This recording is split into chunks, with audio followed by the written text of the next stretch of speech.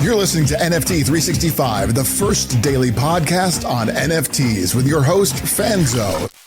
What's up, friends? Welcome back to another episode of NFT 365.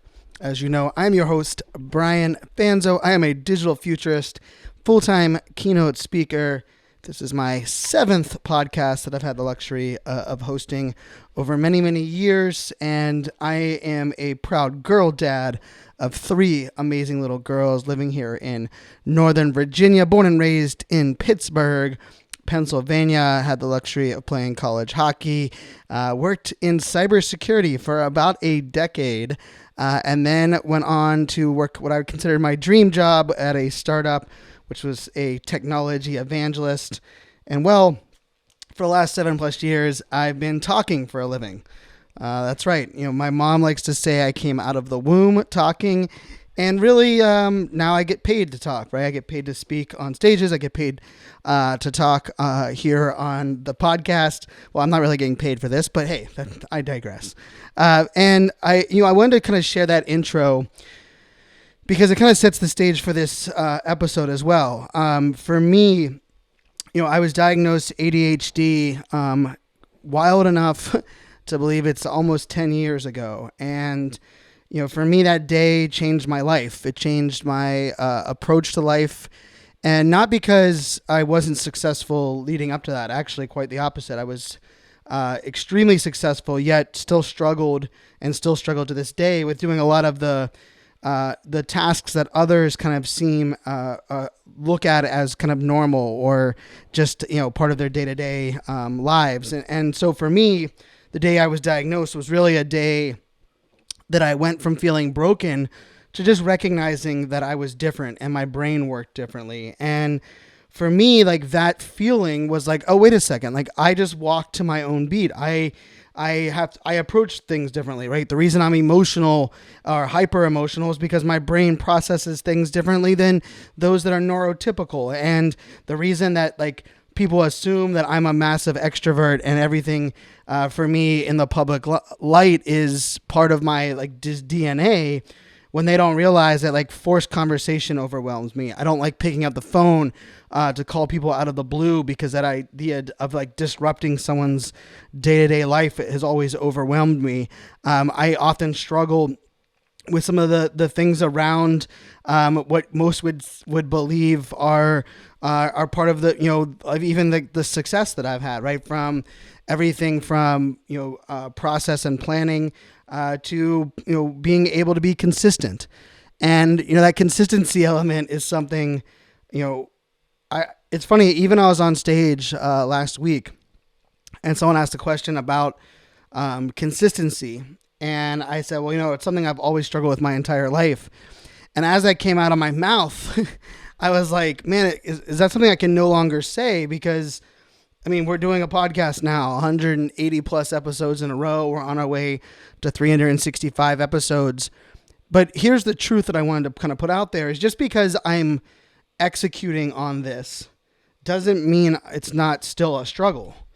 And I guess part of that also kind of comes into this idea of, I don't like to put a label on the way that we're feeling, but, if you are, for a lot of us, when we think about a project or an idea, there's things that we like to put in the way to either help us from feeling like it's something that we should execute on, or we've been told all of our entire lives, right? Like, much of my life, people would say things like, Brian, imagine if you just focused on one thing. I remember getting promoted, a big promotion, that pretty much the biggest promotion of my life in my career. And that was actually a caveat that I was given, was like, Brian, so proud of you. I mean, this is amazing, but just imagine if you had just focused on one thing, how much more successful you had been.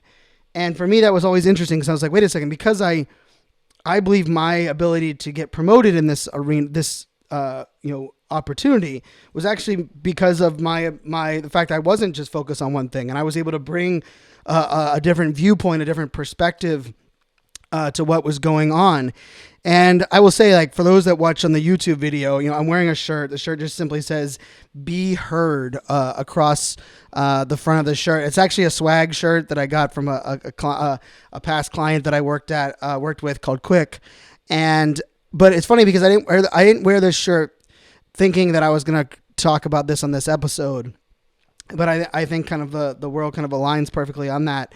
And I want to just say, like, the reason that I think this is so important is that I believe a lot of us, we want to support and collect slow burn NFT projects. And for those that aren't familiar with that terminology, a slow burn NFT project is a project that doesn't sell out right away or in the first 48, 72 hours, but it's a project that takes a while to kind of grow that initial fan base and then to grow and expand and even expand beyond that.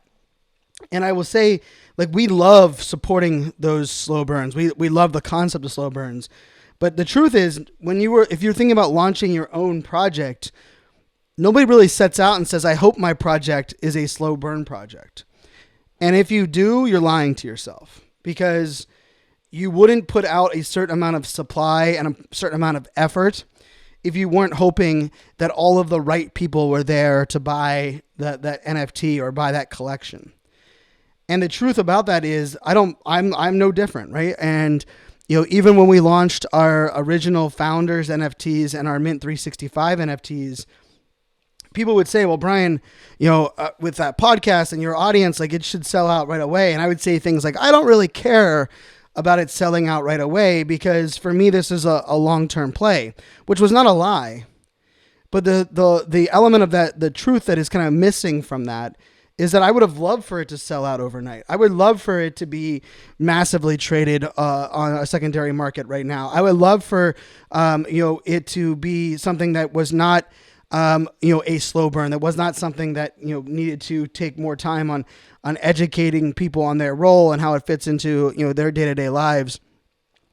And so the reason I bring that all up is this term imposter syndrome, and I'm not sure if everyone is familiar with it, but it is definitely something that has gone around the self-help, personal development, marketing speaker realm. Is intense. And the first thing I want to say is that most might believe that if I'm doing a podcast every day and I'm getting to get on stages every day and I have people that are pulling me up in Twitter spaces, you probably are believing that, hey, Brian doesn't suffer or struggle with imposter syndrome. And here's the truth, is you couldn't be further from the truth. Whenever, for me, I oftentimes seek, third party or outside validation or support, or I tell you, I say this a lot in our podcast, how much it means to me when someone leaves a review or they post about an episode in our Discord. And here's the truth to that. The reason that I really love when people are like, Brian, during episode 145, I really loved this point, is the truth is it confirms that, like, what there was a valid need for me to share this topic. Because interestingly enough, imposter syndrome, or what we consider, like, we're afraid, to fail, or it's not even afraid to fail. In some cases, we're afraid to succeed. Like, this is the truth. In many cases, the reason that we don't press the damn button, the reason that we don't start something, is because we tell ourselves, oh my gosh, what if this sells out? What if this is the greatest NFT project in the history of NFT projects? I'm not prepared to do that. I have my kids to manage. We have a spring break going on. And what we end up doing is we use all of these things to be like, okay, that's why I'm not going to get started right now. And, for me, press the damn button, for those that aren't familiar, it's a talk that I started giving in 2016. And it came out of frustration for so many great people that were thinking about starting live video. And this was where live video was just emerging on the scene. Facebook Live wasn't even out yet. It was mostly Periscope and Meerkat and Blab. Rest in peace to all three of those platforms, which is kind of sad. But I was getting frustrated because I would meet these amazing people and they would be like, Brian, I need a formula, I need a plan, I need a procedure. And I'm not one that needs those things, but I respect those that need those things. And I would help them build that out. We would go through different things. And they would come back 3, 6, 12 months later and say, Brian, I have this plan. I have this idea. I have this whole thing, kind of wrapped in. But, I'm hoping to get motivated because I haven't got started yet. And I was getting so damn frustrated because I was like, just press the damn button. Like, you don't know what works until you get started. And the delay, the overwhelm, like the things that we put behind all of this can be massive in our way. And the irony of this is I struggle with that pretty regularly in my personal life. The idea of, Brian, just go rip the Band-Aid off, Brian.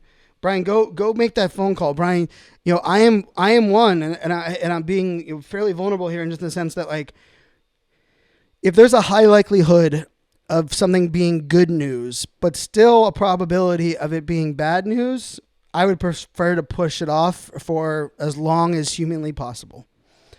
And I believe part of that is, what was referred to for neurodiversity is, it's rejection sensitivity dysphoria, where we often, we really worry, we struggle with this idea of not only being rejected, but how we take in rejection. And I've shared this, in the past, and I'm very open.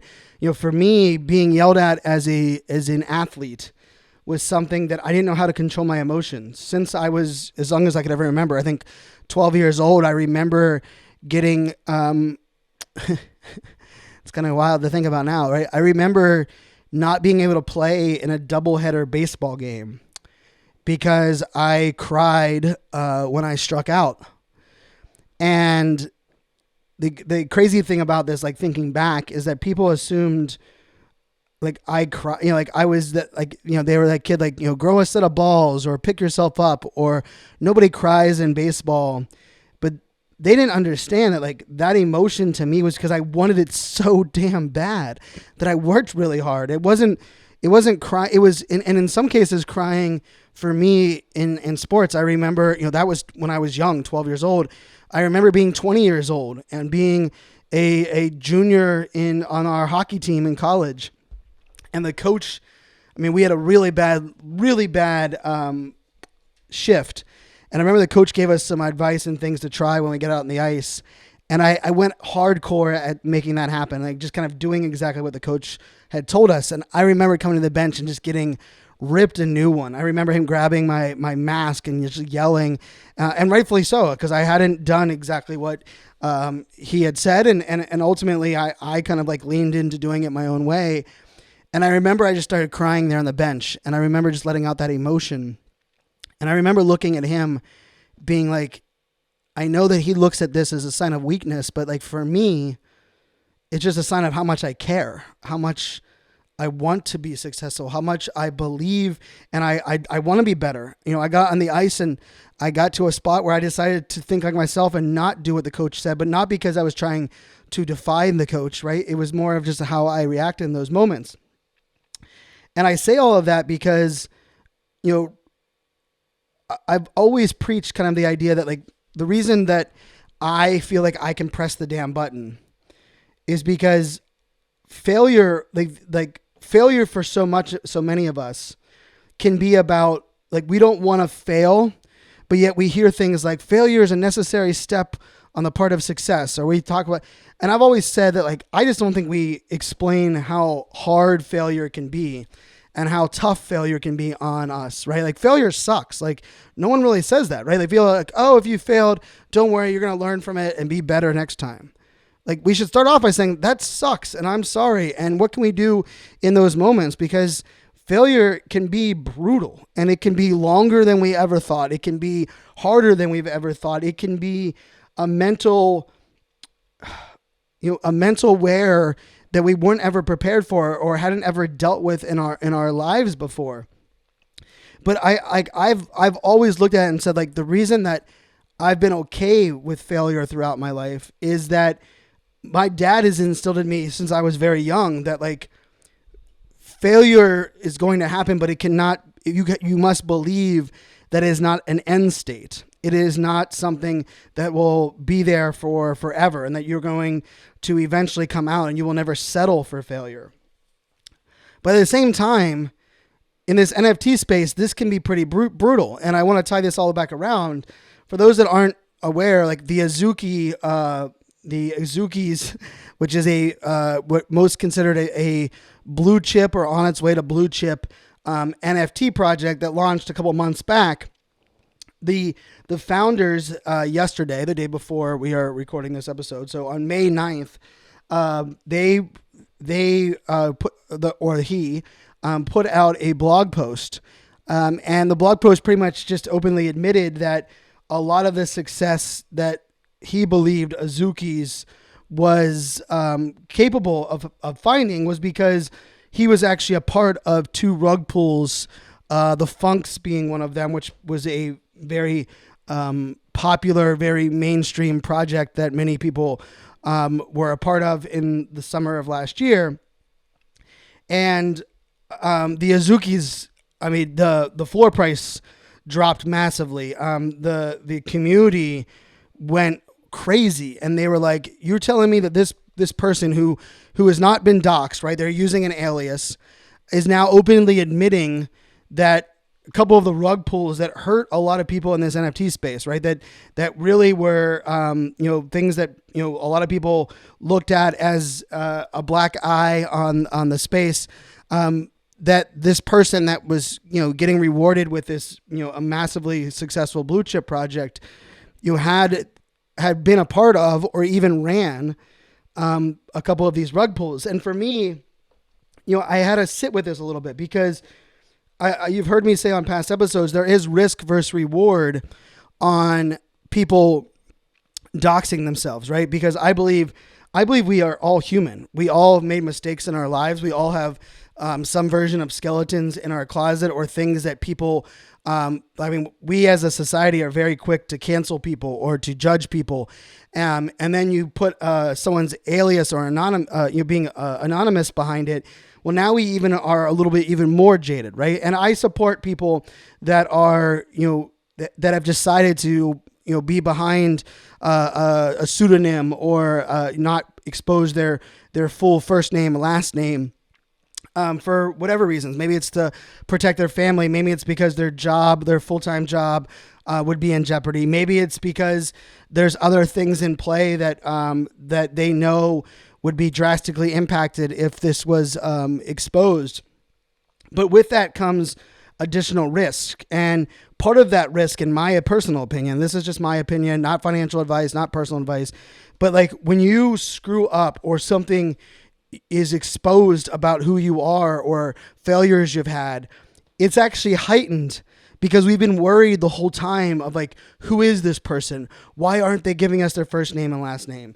And let's also be real. Like a lot of people really haven't doxed themselves at the way that I believe true doxing should be, right? Like if you are truly going to own things, like you should put your name, your company, your business, your personal brand, your things on the line, right? Like let's face it, just posting a photo and saying, hey, this is who I am and this is my first name, like, hey, that's a great step in the right direction, but that also doesn't, allow us to trust, at a deeper rate. And the reason all of this kind of comes full circle is like part of what I've always believed is transparency for me, pressing the damn button, putting myself out there, right? I am very vulnerable, even on this episode, right? I've shared things that maybe, hopefully isn't making anyone uncomfortable or triggered. And if it did, I do apologize, but hopefully it allowed you in a little bit to understand me at my core a little bit more. But I will say part of that is also a selfish agenda that I've figured out that I gain freedom by sharing openly and being transparent. It allows me to take a power away from the haters, the naysayers, those that are going to judge me, because I'm like, hey, I own my life. I own that I'm going through a divorce. I own the ADHD struggles that I have. I own my success and my failures. And part of that for me is that because I also know that I will make mistakes in the future. I am not perfect, and I don't believe anyone is perfect. And I believe part of this narrative that the Azukis founder is now kind of coming under is like, imagine if that was part of the story the whole time. It changes the way that we have to think of things. And I even think of when you're supporting a project where the founders are behind are not doxxed, you're definitely going to have our guard up. We're going to be quicker to pull the trigger and jump ship because we have that like insecurity a little bit. And I say all that because here's the truth: is that also can be something that triggers that imposter syndrome, right? Because now there's like, I got reached. There was a couple people that reached out via Twitter after I tweeted about the Azuki's thing, and like, Brian, I told you about this thing I had in my past, and that I loved Web3 because they weren't going to judge me for it, or they weren't going to penalize me for it, or some of the other things that were going to go along the way. And I'll say like I despise cancel culture because we've got to this like spot where we assume, or we make these judgments that we are throwing stones, from at glass houses, from glass houses. We are making things like, and we do this to celebrities especially, where we will bury them because they did something wrong in their personal life. They cheated on their taxes. They cheated on their spouse. They weren't there at all of their kids' baseball games. That they put their business in front of their family, whatever those things may be. But we also have to be honest there are plenty of people that are our family, our friends, even ourselves, that have walked in many of those shoes. And I think it's such an interesting, place for us to be. And I like to believe that Web3 is a place that allows us to forgive, allows us to reinvent, allows us to reimagine. But I will also say this, is that with that, you also have to understand there is still risk, and there is still this element of like how you're going to be judged, what people are going to say about you. And I had to learn this the hard way, because the more I owned my ADHD, the more it felt like it gave me freedom, but the more it actually scared away some people from working with me. And I understood it's because for them, they looked at, just like the sports coach looked at it when I would cry on the bench, they looked at it as a sign of weakness. And it takes a while for people to realize that like owning our vulnerabilities, putting ourselves out there, is actually a sign of massive strength. It's also a sign of us like really wanting to own the fact that like we are relatable, in my opinion, much more through our vulnerabilities than we are our strengths.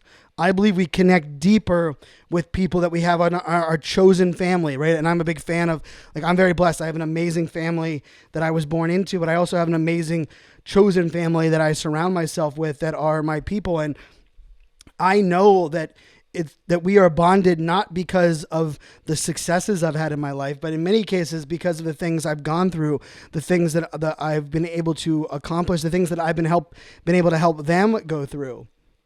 And so for all of those that are out there that are struggling with like, will this project sell out? Is it the right time to launch a project? Or how much should I, put out into the environment? How much should I share? What's the right number of collection? I will just tell you that like, first off, you're not alone. We're launching, our next project here with the team.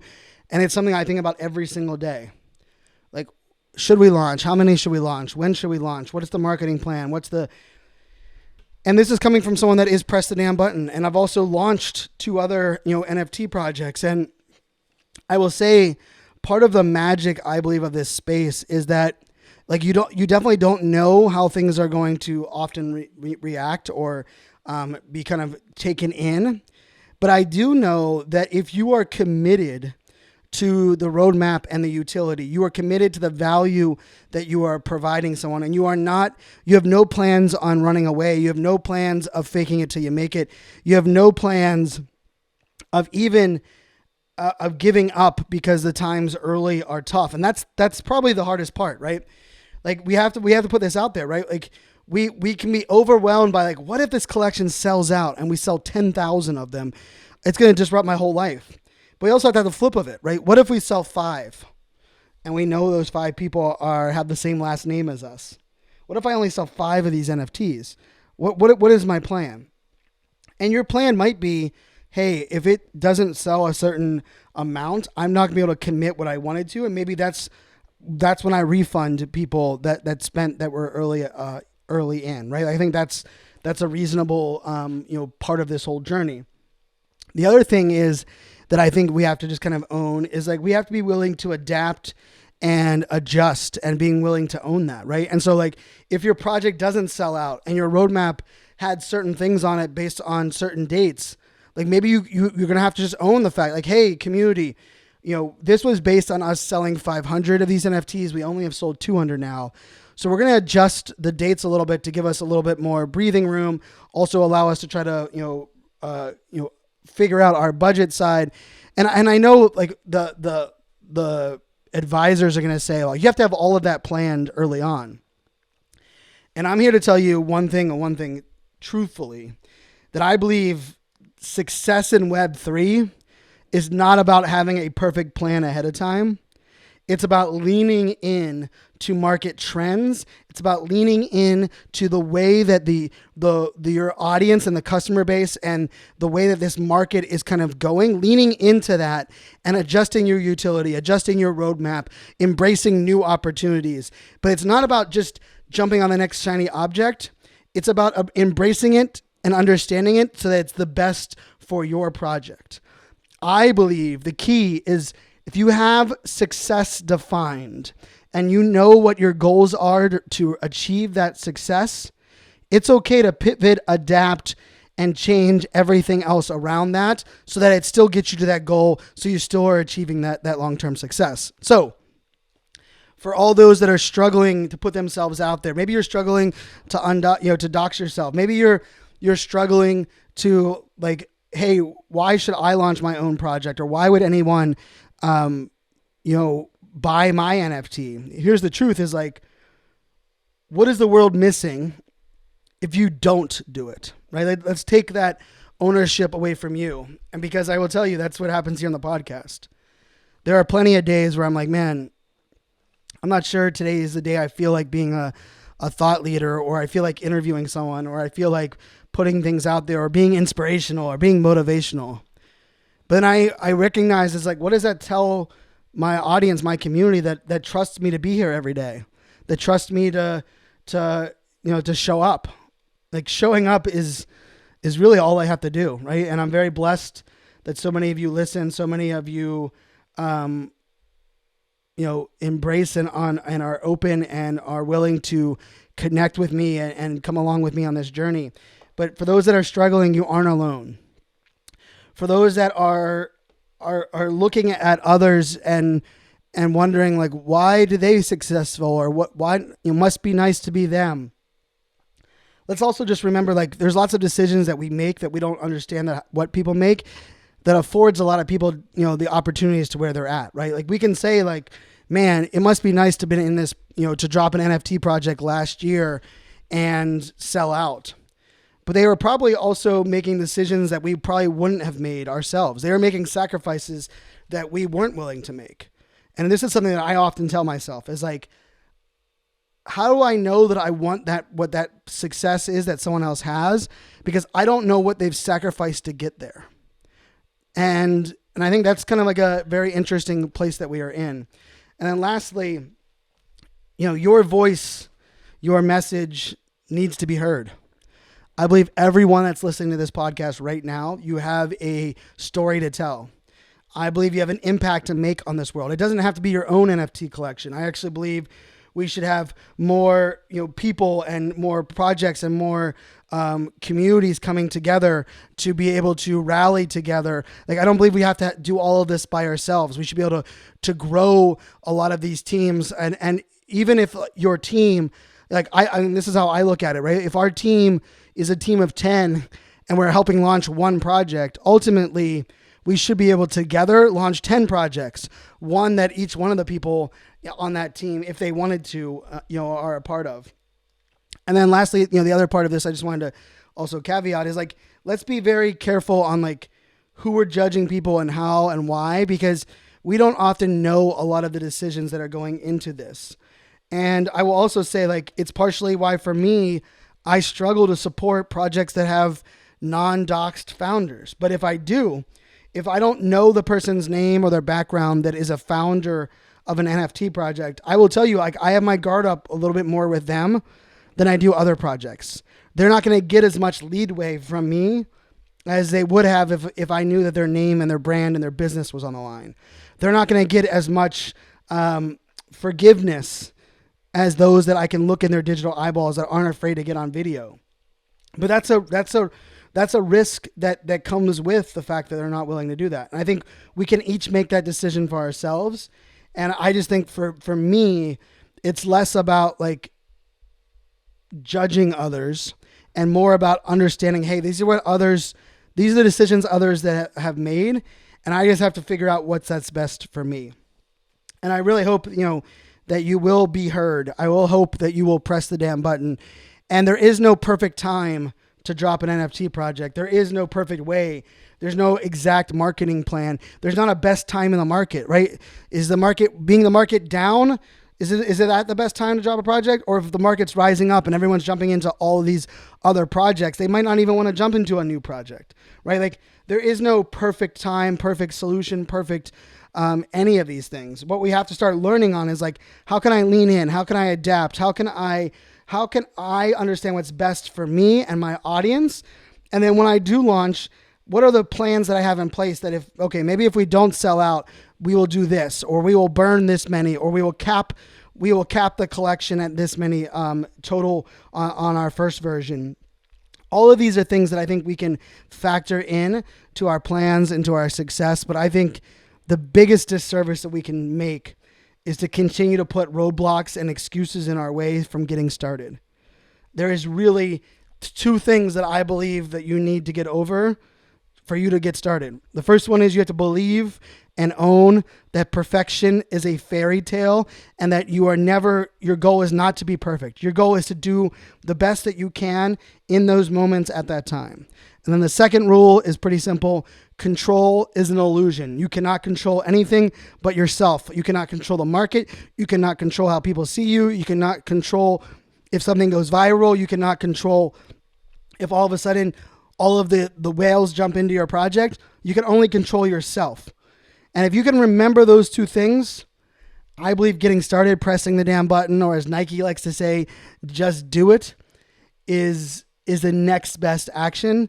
And I believe that's where all the magic comes. Because I will tell you, if I didn't press the damn button on this podcast 5 days after we came up with the idea, none of you would be listening to me right now. I wouldn't be able to make the impact that I know I'm making if it wasn't for the fact that I just said, F it. I'm just going to press the damn button and we're going to adapt. We're going to try these things out as we go. When I think of it that way, man, I get a little emotional because I'm so freaking blessed that I pressed the damn button because it's allowed me to get to know all of you. It's allowed us to come on this journey together, to educate, to inspire, to motivate, and hopefully to change the world together.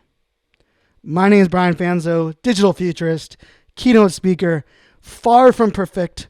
I am a proud girl dad. I am ADHD superpowered, born and raised in Pittsburgh, Pennsylvania, but more so than anything else, I am a human just like everyone else, and we're all on this journey together. You are not alone, and trust me, it's going to be a fun ride from here on out, as long as you're willing to own that you have a story to tell, that you are important, and that together we're going to make the world a better place.